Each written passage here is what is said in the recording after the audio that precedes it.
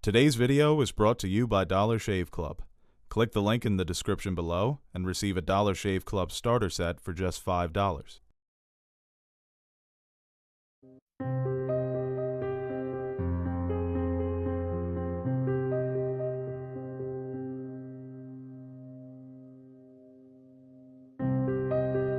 Hello there, Nerd Soup fans. I'm back with Aaron the Monkey. How you doing, Monkey?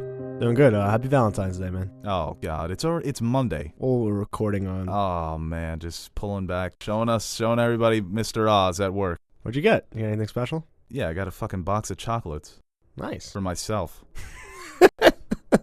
And we're back doing our Game of Thrones rewatch, episode 4, Cripples, Bastards, and Broken Things. And let's get right into it. Starts off, first scene, it's the first dream that Bran has with the three-eyed raven. I remember watching these for the first time. I was so confused by what was happening. When I saw that third eye on the raven, I was like, what the hell? I'm like, oh, wow, he can walk now? That's crazy.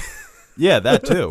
It just adds to the mystery, and obviously we know how it pays off later on, but as a first-time viewer, I guess it just adds to the mystery of what's going on, and I guess more of that supernatural element to the show. He really couldn't have just hit him up.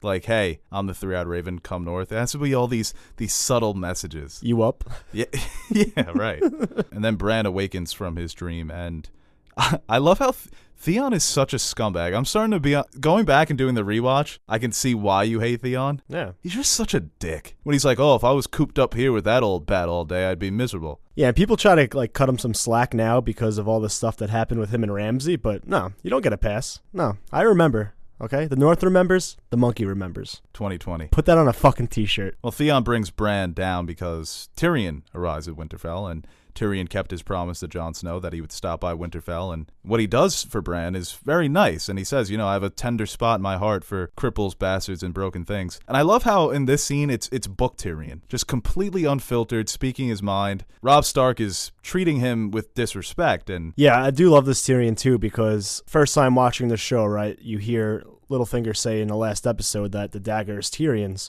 So now you're kind of questioning, well, who is this guy really? And I like how in the show they kind of muddle that a little more for the audience, where he does come off as slightly arrogant even now, and when he absolutely rips apart Theon in the next scene, which I always love. Yeah, and you can see in later seasons he's become a bit softer. He's not as harsh when he talks to people. He does check his tongue. By the way, I'm not an engineer, but that drawing you think he just scribbled that together? Of Bran's saddle, they don't show you how to make it. Just a picture of the saddle, it in pieces. That's good enough. It's like, here, give this to your saddle guy. He'll know what to do. And like you said, Tyrion absolutely checks Theon. And I love this interaction, too, where they're talking about the history that we don't see, the Balon Greyjoy's rebellion against King Robert 9 years prior to the show. We see Tyrion kind of antagonizing Theon, saying, oh, you're so loyal to your masters. Can you imagine if your father saw you like this as Robb Stark's lackey? And we could see where he starts to question that loyalty in the next season. Yeah, he's in a tough spot. So, I mean, you can understand why he did that later on, where he always wanted to be a Greyjoy and be his father's son, even though the Starks do treat him with respect, but he's not home, and I think he always had that longing to be a Greyjoy and his father's son, even though in reality he should have known that Ned and Robb are really his friends and looked after him and not someone to have any animosity towards. First time they mentioned the Greyjoy rebellion in this episode, because later in the episode twice, yeah,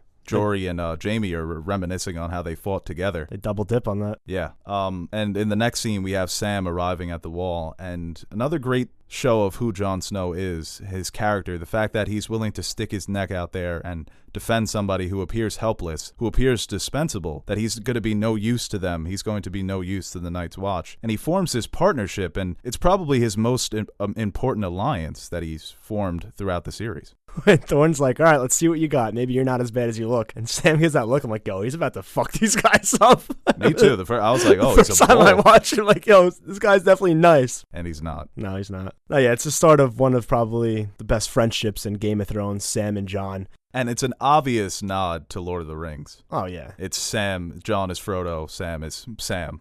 Yeah, but Sam starts out as a sympathetic figure, but then throughout he becomes just as important as, I guess, Jon would. Not in the sense of the whole realm and as far as the story. Right. He plays a much bigger role. One of the great minds, one of the smartest characters in the show. Now back in Essos, we see Viserys complaining about Khal Drogo and saying that he's marching the wrong way with his army. And this is the first time that we see Vaes Dothrak, which is basically the Holy Land for the Dothraki. Yeah, those horses look a little smaller. They do. And Jorah tells Daenerys about why he was chased out of Westeros. I guess it shows more of who Jorah is and where he came from, and, you know, he did sell slaves, but he kind of justifies it as saying, well, my wife liked expensive things, you know. They didn't have divorce back then, so what are you going to do? Just sell some slaves. And Daenerys asks him if Viserys could take the Iron Throne with a Dothraki army. And he says King Robert would be fool enough to engage them in the open field. But he's like, his advisors wouldn't. And these are men that I fought with, Ned Stark, obviously the Lannisters. It puts a little bit of doubt in Daenerys' head, like, especially later on when she's talking about the secret toast they say to Viserys and the Targaryens to return. She's always been brought up that, you know, this is a possibility that Viserys could take the Iron Throne. And, you know, Jorah kind of puts a little bit of doubt in her, saying that, no. They don't outright say it here, but they're both longing for home. They're tired of wandering and traveling. They both want to go back to Westeros, especially Jorah, because that was his home. And in this scene, it's the first time throughout the show I think we see Viserys in a sympathetic light, even though he is a terrible human being. But I don't know why he went mad. I think it's, you know, just all the pressure of living up to the Targaryen name, and we see Daenerys go through this as well. She's obviously more up to the task. You know, I like this scene because he's kind of giving us a little history lesson on his family. Yeah, and it gives the audience a little insight of the Targaryen dynasty as a whole. There's so many great things about that dynasty, especially, I mean, even the dragons, which no one has seen on the show yet. I mean, just the history of them going from Balerion the Dread and the huge ones, and then him saying that the smallest ones had the skulls the size of dogs and before they eventually died out. And I don't know, it kind of gives an insight. It's kind of like a metaphor for the Targaryen house as a whole, how they started out as this big, great power and they slowly dwindled down and into nothing. Yeah. And he's the last remaining dragon. Yeah, and he mentions Balerion the Dread, which was the dragon of Aegon the Conqueror, and his two sister wives, Rhaenys and Visenya. He mentions their dragons, Meraxes and Vhagar. I always mix up those names, so when he broke them down for me, I was like, thanks there, Viserys. Wow, you mix up ancient dragon names? You think you know Game of Thrones, bro? Yeah, but it's a great scene, and it's probably the last time we see Viserys in a sympathetic light. You know, when he's talking about the dragons and he talks about how the usurper probably just crushed them to dust and let the wind take them. She's like, oh, that's sad. He's like, yeah, it is. What the hell did I pay you for? And in this scene, it just shows, kind of pisses me off how much of a dick Sansa was to Septa Mordane. I mean, I hate using this word, but the earlier seasons do it a lot. They foreshadow so much of what is going to happen to these individual characters, where Sansa's like, oh, if I don't have a son, everybody's going to hate me. Well, you're not going to have a son, but everybody's going to hate you. And I'm sorry. It shows the naivete of Sansa, especially how she just puts so much, she invests so much into things that really don't matter in the long run, especially that relationship with Joffrey. Like, she cares that Joffrey doesn't like her. It's like, you're gonna have a lot more problems going. When you first watch these scenes, and I guess if you're a first-time watcher, you can kind of, I get where that disdain for Sansa is. I think for a character and where she is now, that you kind of need that, where you see how much she actually grown and her feelings going into it and how she was able to change with all the things that happened to her. And in the next scene, the small council meeting, I think this scene shows why Ned would be a great king, but he's a terrible politician, if that makes sense. Where it's hard to be a good man and a good king, but I think because essentially Ned is the king in the first season. He's running the country. And you see the way that he deals with Janos Slynt, the problem saying that we don't have enough men, and Ned is able to navigate, get them more men. I'll give you 20 of my own men. He's a great leader. And it's interesting, too, like at the end of the meeting when all of them just scurry up and run away, and Ned's there looking like, what the hell? It's kind of, but shows that like he's alone in this. Like there's no one, he has no help, and we learned that going forward as well. And I love the empty seat for Stannis, too. That would have been the one guy on his side, because he's, you know, they're very similar. Obviously, Stannis is colder, but that would have been one of his strong allies. Stannis, cut the fuck out of there. What's Renly's title? Master of Laws. Master of Laws. So he's like the Attorney General. Oh, okay, Renly. Renly was Jeff Sessions.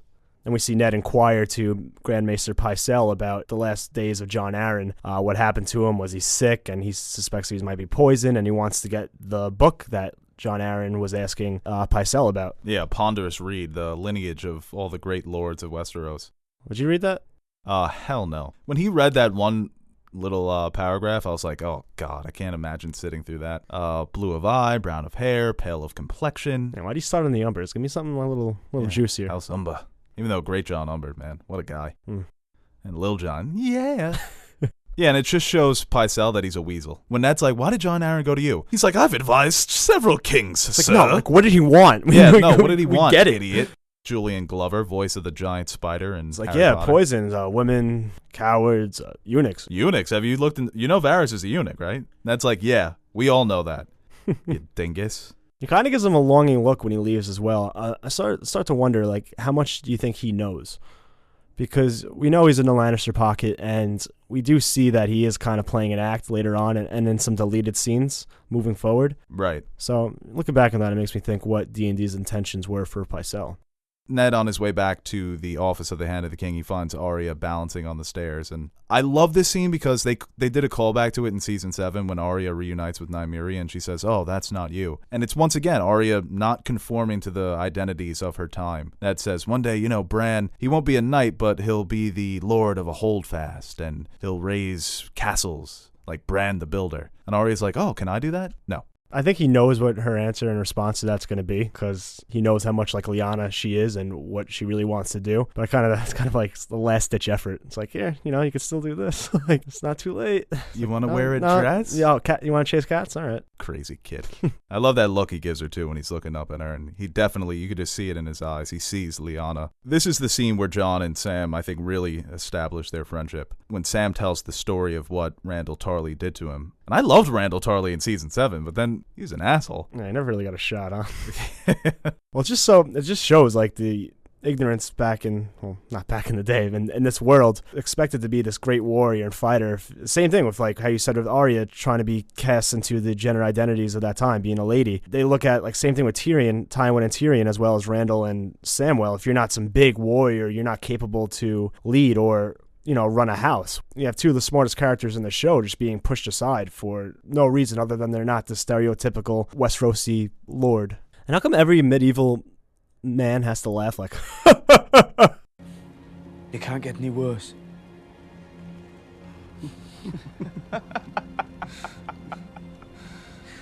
What I really love about this first season too is how everybody's got their own agenda, and in this scene between Ned and Littlefinger, we see how these spy networks can be so vast. I love this when Littlefinger's taking him through the garden, and that one's Cersei, that one's mine, that one's Varys. I just love this interaction. Watching Littlefinger work would be like watching Michelangelo paint the Sistine Chapel. It's just such you a really love beautiful Littlefinger. thing to watch. He's clever, man. He's slick. He's a weasel too, though. Watch your mouth, all right? Well, I love what he says to Ned Stark. He's like, is there a man that you can absolutely trust? And he's like, thinking of Jory. Yeah. It's like, well, the wise answer was no. This is where I think Littlefinger really gets Ned on his side, because Ned even says, it was a mistake to mistrust you. Littlefinger's like, that's the wisest thing you've ever done. And he points him in the direction of Sir Hugh. I love this scene. I totally forgot about this when Jory tries to talk to Sir Hugh, and he's like, I'm doing something. It's like, sir. It's like, well, yeah, you're not a knight, bro. Yeah, okay. Check. You see this? See this armor? Knight. And then it goes back to Jory and Ned, and they're riding through the city. And he's like, oh, he said he would talk to the Hand of the King himself because he's a knight. And I love what Ned says. He's like, oh, the knights down here, they strut around like roosters. Because in the North, they don't do knights, because knights is like a thing for the faith of the Seven. You can only be crowned a knight if you follow the faith of the Seven. So it's not this prestigious honor, unless you're Sir Roderick. You got to be like extra badass. Or Sir Jorah. We get to see Ned play a little detective, and he starts putting the pieces together. I love all I needed was a look, and he's like, hey, look at me, boy. And you could just see Robert in him right away. Right, and it goes back to what Pycelle said were the last words of Jon Arryn, that the seed is strong. And it's the brown hair, it's the kids, Joffrey, Marcella, Tommen, all have the blonde hair. But Ned eventually finds out that all of Robert's bastards throughout the Seven Kingdoms, they all have black hair. So it's not adding up here. It's so funny how that was meant for Gendry, like this big, strong, like badass guy, and Liza Arryn thinks it's about Robin Arryn. Oh, yeah. You got a kick out of this next scene where Robert's with all the different women inside of his little office there. Yeah, when he said, I bet you smell like blueberry jam, I almost lost Blackberry jam. Blackberry jam. He's like, come here, let me smell ya. He's having a good time, man. Once again, it's Jamie, a character you don't like in season 1, but you get a little sympathy for him here because Robert's just torturing him. Yeah, and I like the way they do that because obviously he's viewed as the bad guy in season 1, especially an adversary towards Ned. These little humanizing moments makes his arc later on that much more believable, and you can actually go with it a little. Just some couple little moments where you kind of can sympathize with the character. When he does make that 180, you're more on board with it than if it just happened out of nowhere. And he bonds with Jory Castle here about when they fought side by side during the Greyjoy Rebellion, during the siege at Pike. Well, shout out to Thoros. Yeah, Thoros, when he stormed the bridge at Pike with his flaming sword. Jory just goes from getting bitched out to getting bitched out again by Jaime. Right, well, and Jory is trying to show him respect. He is trying to engage in conversation with Jaime. And Jaime almost reciprocates a little bit, but then he just goes to being a dick. It's like you realize, like, oh, I'm being too nice. I got a reputation to uphold. Right, well, I think he's also frustrated, too. Yeah, because he's pissed that he's... When they bring up Theon, where Jaime says, looking at Theon at Winterfell was like seeing a shark on top of a mountain. And Jory's like, oh, Theon, he's a good lad. Theon, he's a good lad. I doubt it. Jaime read him like a fucking book.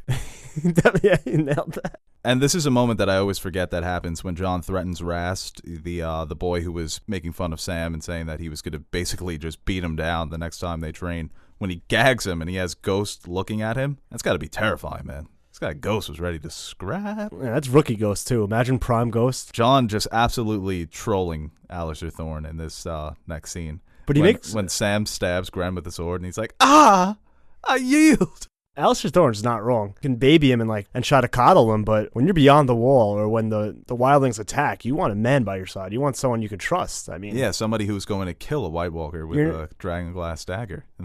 You give me a dragonglass dagger, I can kill a White Walker. No, you're not quick enough. Quicker than Sam. No, but that guy, he underestimated Sam, and Sam tip snuck up on him. Yeah, true. Tip tap tip. No, I think Jon realizes we're not going to make a warrior out of this guy. Look at him. You could do something. I mean, he's not wrong. He's helpless. He's a coward. I was actually watching this. I'm like, you know what, Thorne, we might have our differences, but damn it, I respect him. This guy, he's not necessarily like a bad guy. Like, he's just a dickhead. But when shit hits the fan, when the wildlings attack, he's like, that's the episode where you're like, all right, we need a guy like this in charge, you know? Earlier in the episode, we see Viserys in a positive light and, right back to negative because this guy is a scumbag. Daenerys gives him a text, says, hey, you want to dine with me? And he's like, what? That's what it's like. It's like you receive a text and then you break your iPhone and blame it for being the medium. Well, I love this line, too, where Daenerys finally fights back. I love the look on his face, too. He is so shook. Yeah. He's like, what the fuck? It's like, the next time you lay hands on me, it'll be the last time you have hands. One of the best quotes of the whole show. Talk about waking the dragon. Yeah. That's the dragon. And it's her, realizing that she doesn't have to take this from Viserys anymore. She's in a position of power now. Can people just take gifts anymore? Like, she tries to give him the nice shirt she got made. Probably took a lot of time and effort. And he's like, I don't want Dothraki rags. First Sansa with the doll, now Viserys. Theme of the show, accept gifts. It really is one of the if people accepted gifts, they would be much better off in this show. And a lighter scene that turns into a darker scene when Sam and Jon are scrubbing the tables. And I love Sam just ranting about, why can't we sleep with women? And Jon's like, dude, are you really worried about that? Just low-key fronting on Sam like he can't get chicks. I'll show you in a couple seasons. Yeah. And I love the joke where Jon talks about, I was with this young, gorgeous woman, but I couldn't do it. Sam's like, didn't know where to put it. And then Jon tells the story, which is very sad. It is. His perspective. His whole life, he's been looked down upon for being a bastard. And just the thought of him possibly doing that for someone else kind of breaks his heart and doesn't allow him to do such a thing. And I think that's part of what drove him to the Night's Watch as well. He never had any desire to, I guess, have an heir or have a son or anything like that. So I guess that makes that decision a little bit easier. It's heavy stuff, And then Sam's like, so you didn't know where to put it. And then Alistair Thorne comes in the room. I love how he just spazzes out on them. Well, he looks at them and he says, you look a bit cold. Sam's like, you look cold, boys. 'Tis a bit nippy. I find that so funny. And Thorne's like, you don't know cold when you have to sit by the fires. And Jon's like, I make my own fires. He's like, oh, fucking good for you. Okay, I was out there for 6 months. Reminds me of the old Nan story that she's telling Bran last episode, I think it was. It's just like a dark story about what lies beyond the wall and it's just frightening how the tone, like, and this isn't White Walkers. This is just just beyond the wall, just being there. But it just zeroes in on Thorne, and it's just the subject matter he's talking about, and the look on Jon's face is like, oh shit. And I love the last line when he's like, when winter comes, you'll die like flies. The way he delivers that. And in this next scene between Daenerys and Jorah, it's the scene where they're both longing for home. Daenerys basically admits that she doesn't want to see Viserys on the Iron Throne, and she doesn't think he can take it. Your trust has to be dwindling in Viserys at this point. You can tell how unstable he is, but I mean, I guess this means a little bit more going forward, but I like how Jorah says Rhaegar was the last dragon. And it's just that admiration, even when we don't even really know him. It's just the admiration for everyone has for Rhaegar. Daenerys is kind of starting to become a little happy. She finally feels like she plays a role and she has something, like us, to live for in a weird way, where she was basically a captive at first. She's kind of, like you said, Stockholm Syndrome. Who knows? I mean, she actually feels like she's comfortable right now. This is another great Robert moment, too, when I've been sitting here for days! Start the damn joust before I piss myself. And there are a lot of nice little moments throughout this tournament. Not nice moments, but important moments. Like when Littlefinger introduces himself to Sansa and Arya. And Arya right away, why did they call you Littlefinger? I love that. Arya? I think they leave it a mystery, right? Sir Hugh, who had Sir Hugh killed. I always thought that it was Littlefinger, just not that Sir Hugh knew anything, but to just raise suspicions. Like, I told Ned to talk to Sir Hugh, and then he's dead. Well, I was thinking about this while I was watching it as well. I think it was Cersei that had him killed because he owes everything to Jon Arryn, right? So I think Jon Arryn, she might have thought he may have told him something as he was dying, maybe like someone he actually trusted. Sir Gregor's not going to take orders from Littlefinger. He is right. Only Tyrion, only Tywin, Cersei, or maybe Jaime could say anything. I think maybe Littlefinger got wind of this from his spies, like how they showed the spies before, knowing that everyone knows everything pretty much. And I think he sent Ned his way to further the suspicion. He tells Ned Sir Hugh might know something, and then he ends up dead from Gregor Clegane and knowing Tywin Lannister's mad dog. That raises more suspicions, I feel like. And there's a change here from the books where Sansa learns about the story behind the Hound, which I wish they would have kept it in, because in the books it's the Hound who tells Sansa the story. And George has always played with the potential romance between the two characters, which I think is weird. It's very weird. And there are a lot of shippers out there between them. What is it called? They have like a name? Yeah, they have a name. They have a ship name. Sansa? Sansa, yeah, or something like that. You can literally just make Sansa. Yeah, Sansa. Yeah, you just had to emphasize the D. Hey-o. It's weird though. I guess we won't talk about that. But the story, behind the Hound Scar, and the Hound is another character in season 1. Doesn't have much to do, but he's a guy that becomes a fan favorite for me, and obviously that relationship between him and his brother is very important to who he becomes as a man and all the hatred that he harbors. Yeah, I think he's just mad at Gregor because he gets younger as time goes on. That is so true. I don't know why they didn't keep the guy from this first season. I don't know why they keep recasting him. It makes no sense. But he looks like 20 years younger than him in the later seasons. It's like 25 in real life. When Cersei goes to Who Am I Fighting, he looks like a kid. Like a big-ass kid, but compared to the Hound, Rory McCann is like in his 50s. It makes no sense. And I love this interaction, too, between Ned and Cersei, because it almost seems like Cersei has respect for Ned when she says, you're not at the Hand's tourney, and he's like, it's not my tourney just because you put my name on it. She's like, kind of respect him. And then she's like, oh, let's put this mess behind us. And Ned is like, what the fuck are you doing here? What do you really want? Cersei trying to get a feel for Ned, and I like how you said how she kind of respects him. They can both find a common interest in just knowing how incompetent Robert is. Yeah, that is true. Yeah, I think it's just Cersei trying to get a feel from him, and it's Ned just oblivious to Cersei. I like how she mocks him too, where she's like, oh, you're just the perfect soldier, aren't you, huh? You just take your orders and you carry them out. Your brother was trained to lead, you were trained to follow. And Ned, with the clapback, I was also trained to kill my enemies. And Cersei's like, yeah, so was I. Cersei is probably thinking, man, I wish I was married to this guy instead. This would have been the better husband. My life would be much better if I was married off to Eddard Stark. If Eddard had taken the throne instead of Robert. Yeah, it's like a big thing with the Lannisters. Every time Because even though I like Robert, he's a terrible human being. He's fun. You'd want him as a friend. Get a beer with him. Right, yeah. Terrible husband, terrible father, terrible king. He's bad at a lot of things. I always feel like this recurring thing with the Lannisters is they look down on Ned for not taking the throne. It's like, you were there. You think so? They always bring it up, I feel like, or allude to it. Like, he was there first. He could have easily just sat the Iron Throne and didn't. That's something that they would have done. They can't, comprehend, I feel like, why didn't he just become king? Boy, the world would be a lot better off if Ned did do that. Something that's not in his character. He would never do it. And in the final scene of the episode, which is, I like how they have the little nod to the singer, because the singer has a more prominent role in the book. I also love how they show how thrown off Tyrion is by Catelyn doing this to him. He has no idea why she's, shouting out all her loyal bannermen to her father. And he's almost, he's impressed by Catelyn too. He's like, oh, she played this very cleverly. Such a power move. Just call out all your father's bannermen. It's gangster. Yeah. It's one of the most gangster things anybody's done in the show. You get a little call out to the phrase, get the shout out to Wentz. Harrenhal, never good. Never works out for you. It's cursed, apparently. Well, no, it is. You see that fucking place? And this move really sets forward a chain reaction that really dictates the rest of the show. Yeah, a lot of historians argue about when the War of the Five Kings was started.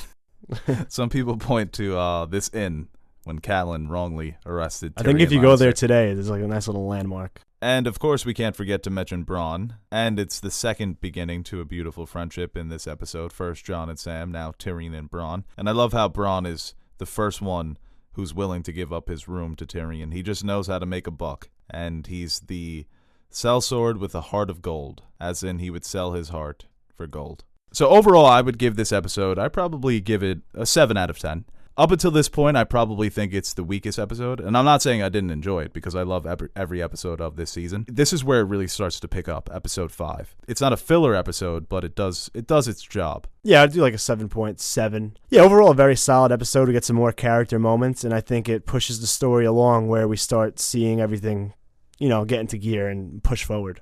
And before we go, I want to thank Dollar Shave Club for sponsoring this video. Now, as a monkey, Aaron can tell you firsthand that finding a decent razor is tough. Most pharmacies and grocery stores keep their razors under lock and key, like they're some ancient historical artifacts at the Smithsonian. It's almost impossible to tell the difference between products. Dollar Shave Club is trying to end this hassle. By visiting dollarshaveclub.com/nerdsoup, you can get their premium starter set for just $5. This starter set features a great selection of high-quality products, like an executive razor with enough razors to last the month. It also includes trial-sized versions of their shave butter, body cleanser, and One Wipe Charlie's, which is Aaron's favorite. It's the perfect grooming kit for taking care of yourself without having to pay an arm and a leg. By using the link in the description below, you can get your first month starter set for only $5 with free shipping, and after that, it's only a couple bucks a month for a new razor. So go ahead, kids, clean yourself up. You don't want to look all scruffy, you scruffy-looking